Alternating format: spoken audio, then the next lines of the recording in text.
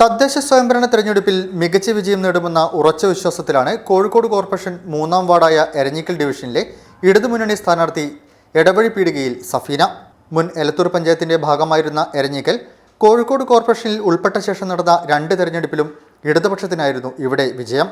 രാഷ്ട്രീയ പ്രവർത്തനത്തിനൊപ്പം palliative care volunteer കൂടിയായ സഫീന തന്റെ മുൻഗാമികളായ കൗൺസിലർമാർ നടത്തിയ വികസനങ്ങളും താൻ തെരഞ്ഞെടുക്കപ്പെട്ടാൽ നടപ്പിലാക്കാൻ ഉദ്ദേശിക്കുന്ന വികസന പ്രവർത്തനങ്ങളും വിശദീകരിച്ചുകൊണ്ടാണ് തന്റെ തെരഞ്ഞെടുപ്പ് ചിഹ്നമായ ചുറ്റുകരിവൾ നക്ഷത്രത്തിൽ വോട്ട് അഭ്യർത്ഥിക്കുന്നത്.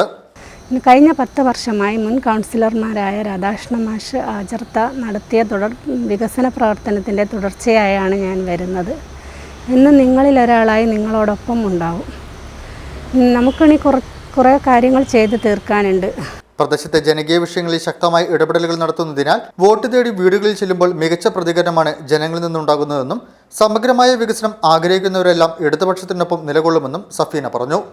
ഈ ന്യൂസ് കോഴിക്കോട്.